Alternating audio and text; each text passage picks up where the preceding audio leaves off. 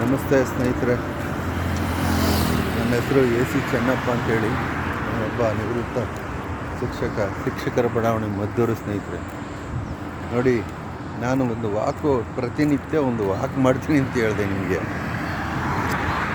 ಆ ವಾಕ್ ಮೆಟ್ ಇಲ್ಲಿ ಇದ್ದಾನೆ ನೋಡಿ, ಇದೇ ನನ್ನ ವಾಕ್ ಮೆಟ್ಟು.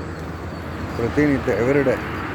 ಈಗ ನಾನು ಆ ಕಡೆಯಿಂದ ಬಂದೆ, ಈಗ ನಾನು ಮತ್ತೆ ವಾಪಸ್ ಹೋಗ್ತಾ ಇದ್ದೀನಿ, ಅಂದರೆ ಮನೆ ತಲುಪ್ತಾ ಇದ್ದೀನಿ ನೋಡಿ. ಈಗ ನಮಗೆ ಕಂಪನಿ ಕೊಡ್ತಾ ಇದೆ ಇದು. ಇದು ನನ್ನ ಸಾಕಿದ ನಾಯಿ ಅಲ್ಲ, ನಾನು ಸಾಕಿದ ನಾಯಿ ಇದಲ್ಲ, ಒಂದು ಬೀದಿ ನಾಯಿ. ಸ್ನೇಹಿತರೆ, ಬೀದಿ ನಾಯಿ ಎಷ್ಟು ಚೆನ್ನಾಗಿ ಸ್ನೇಹನ ಉಳಿಸ್ಕೊಳ್ಳುತ್ತೆ, ಆ ನಂಬಿಕೆನ ಉಳಿಸ್ಕೊಳ್ಳುತ್ತೆ. ಈ ಒಂದು ನಂಬಿಕೆನ ನಾವು ನಮ್ಮ ಜನಗಳಲ್ಲಿ ಕಾಣ್ತಾ ಆಗ್ತಾಯಿಲ್ಲ. ಇವತ್ತಿನ ಕಾಲದಲ್ಲಿ ಭಾಳಷ್ಟು ಜನ ಮುಂದೆ ಒಂದು ಮಾತಾಡ್ತಾರೆ, ಆಗಲೇ ಹಿಂದೆ ಒಂದು ಮಾತಾಡ್ತಾರೆ. ಈ ಥರ ಜನಗಳ ವರ್ತನೆ ಇವತ್ತು ನಿಜವಾಗ್ಲೂ ನನಗೆ ಭಾಳ ಖುಷಿ ಇದೆ. ನನಗೆ ಈ ನಾಯಿ ನನಗೂ ಇದಕ್ಕೂ ಏನು ಸಂಬಂಧ ನೋಡಿ, ಎಷ್ಟು ಚೆನ್ನಾಗಿ ನನ್ನ ಜೊತೆ ಪ್ರತಿನಿತ್ಯ ಎವ್ರಿಡೇ ಪ್ರತಿನಿತ್ಯ ಎವ್ರಿಡೇ ನೋಡಿ, ಈ ಥರ ನನ್ನ ಜೊತೆ ಸ್ನೇಹ ಯಾವ ರೀತಿ ಅನ್ನೋದನ್ನು ನೋಡಿಲಿ. ಅನಾಚಾರಗಳು ಇದನ್ನೆಲ್ಲ ತೋರಿಸ್ಬೇಕು ನಿಮಗೆ ಸ್ನೇಹಿತರೆ. ಈ ಹೈವೇನಲ್ಲಿ ಆಗಿರ್ತಕ್ಕಂಥ ಅನಾಚಾರಗಳು ನೋಡಿ. ಇಲ್ಲಿ ಒಂದು ಚರಂಡಿ ಸರಿ ಇಲ್ಲ ನೋಡಿ. ಇದೆಲ್ಲ ದಯಮಾಡಿ ಎಲ್ಲ ಸ್ವಲ್ಪ ಸರಿ ಮಾಡಬೇಕು ಅನ್ನೋದು ನನ್ನ ಒಂದು ಏನು ಕಳಕಳಿ ಅಷ್ಟೇ. ಇಲ್ಲಿ ಪ್ರತಿನಿತ್ಯ ಒಂದು ಸರ್ವಿಸ್ ರಸ್ತೆ ಇದು. ಈ ಸರ್ವಿಸ್ ರಸ್ತೆ ವ್ಯವಸ್ಥಿತವಾಗಿ ಮಾಡಿಲ್ಲ. ಏನು ಆ ಪ್ರಾಧಿಕಾರ ಏನಿದೆ, ಆ ಪ್ರಾಧಿಕಾರದವರು ಇದೆಲ್ಲ ಕೆಲವು ಅನಾಚಾರಗಳನ್ನು, ಅಂದರೆ ಏನು ಸರ್ವಿಸ್ ರಸ್ತೆ ಜನರಿಗೆ ಅನುಕೂಲ ಮಾಡಿಕೊಡ್ಬೇಕೋ ಅದನ್ನು ಮಾಡಿಲ್ಲ ಸ್ನೇಹಿತರೆ. ಅದು ನೋಡಿ, ಈ ಕಡೆ ಒಂದು ಬೇಲಿಯನ್ನು ಹಾಕಿದ್ದಾರೆ, ಅದಕ್ಕೆ ತಕ್ಕಂತೆ ಆ ಬದಿಯಲ್ಲಿ ಬೇಲಿ ಇಲ್ಲ ಸ್ನೇಹಿತರೆ. ನೋಡಿ ನೋಡಿ, ಈಗ ಈ ಕಡೆ ಬೇಲಿ ಹಾಕಿದ್ದಾರೆ ನೋಡಿ, ಆ ಕಡೆ ಬೇಲಿ ಇಲ್ಲ. ಅಂದರೆ ಇದು ಅನ್ಯಾಯ. ಏನು ಅನ್ಯಾಯ ಅಲ್ವೇ? ಇದು ಅನ್ಯಾಯ ಅಲ್ವೇ? ಏನು ಅದರ ಹಣನ ಇವರು ಕಬಳಿಸಿರ್ಬೋದೇನೋ. ಮಧ್ಯ ಭಾಗದಲ್ಲಿ ಆ ಸಸಿಗಳನ್ನು ನೆಟ್ಟಿದ್ರು, ಎಲ್ಲ ನಿರ್ನಾಮ ಆಗೋಗವೆ, ಸತ್ತೋಗಿದ್ದಾವೆ. ಅದರ ಮೇಂಟೆನೆನ್ಸ್ಗೆಲ್ಲ ಹಣ ಬಿಡುಗಡೆ ಮಾಡಿಕೊಂಡು ಬೇಕಾದಷ್ಟು ಲೂಟಿ ಮಾಡ್ತಾ ಇರ್ಬಹುದೇನೋ. ನನಗೆ ಅದರ ಬಗ್ಗೆ ಅಷ್ಟು ಆಳವಾದ ಒಂದು ವಿಚಾರಗಳು ಗೊತ್ತಿಲ್ಲ ಸ್ನೇಹಿತರೆ.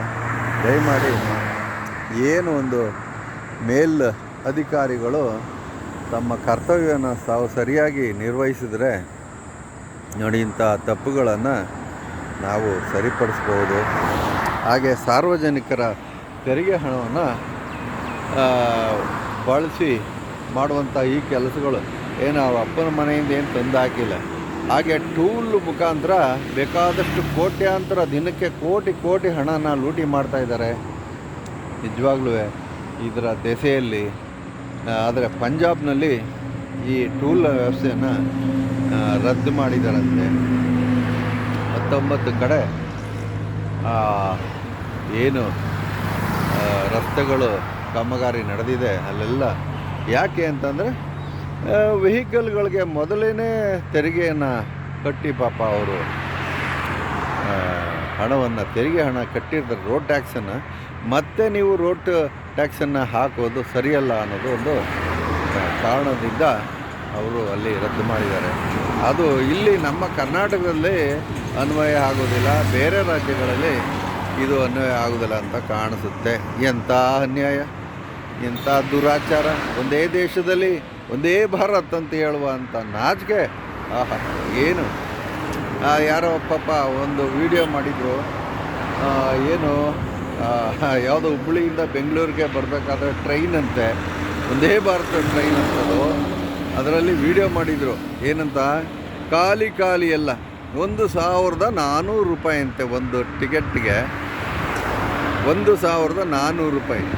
ಯಾರು ಟ್ರೈನಲ್ಲಿ 5 ರೂಪಾಯಿಗೆ ಟ್ರೈನಲ್ಲಿ ಬೆಂಗಳೂರು ಮೈಸೂರಿಗೆ ಓಡಾಡ್ತಿದ್ದಂಥ ಕಾಲ ಒಂದಿತ್ತು ಸ್ನೇಹಿತರೆ. ಇವತ್ತು ಅದು ಶ್ರೀಮಂತರು ಏನು ವಿಮಾನದಲ್ಲಿ ಹೋಗುವಂಥ ಸ್ಥಿತಿ ಬಂದ್ಬಿಟ್ಟದೆ. ಒಂದೇ ಭಾರತ್ ಅಂತೆ ಅದು ಟ್ರೈನು. ನಿಜವಾಗ್ಲೂ ಅನ್ಯಾಯ. ಅವ್ರು ತೋರಿಸ್ತಾಯಿದ್ರು ಎಲ್ಲ ಖಾಲಿ ಬಿದ್ದಿತ್ತು, ಖಾಲಿ ಎಲ್ಲ ಸೀಟ್ಗಳೆಲ್ಲ, ಯಾರೂ ಅದರೊಳಗಡೆ ಕುಳಿತಿರಲಿಲ್ಲ. ಇಂಥ ಅನ್ಯಾಯ ಅನಾಚಾರಗಳು ನಡೀಬಾರ್ದು. ನೋಡಿ, ಇಲ್ಲಿ ಒಂದು ಟ್ರ್ಯಾಕ್ಟ್ರ್ ಹೋಗೋದಕ್ಕೆ ಇದಕ್ಕೆ ಪರ್ಮಿಷನ್ ಇಲ್ವಂತೆ, ಒಂದು ಆಟೋ ಹೋಗೋದಕ್ಕೆ ಇಲ್ಲೊಳಗೆ ಪರ್ಮಿಷನ್ ಇಲ್ವಂತೆ, ಒಬ್ಬ ಬೈಕ್ನವನು ಹೋಗೋದಕ್ಕೆ ಪರ್ಮಿಷನ್ ಇಲ್ವಂತೆ.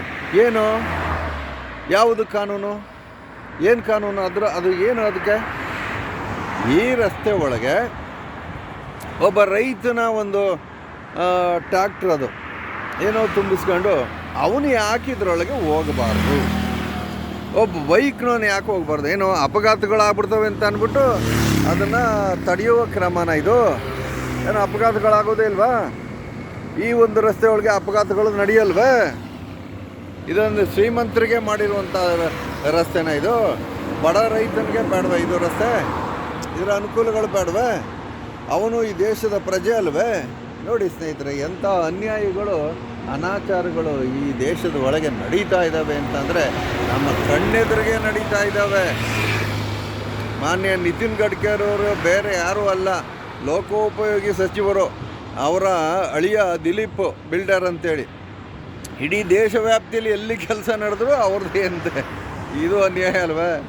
ಇದ್ರ ಮೇಲೆ ಲೆಕ್ಕಾಚಾರಗಳು ಯಾರು ಕೇಳಿರೋ ಲೆಕ್ಕಾಚಾರ ಎಲ್ಲಿ ಕೊಟ್ಟಿದ್ದಾರೆ? ಲೆಕ್ಕಾಚಾರ ಎಲ್ಲಿ? ಇದು ಅನ್ಯಾಯ.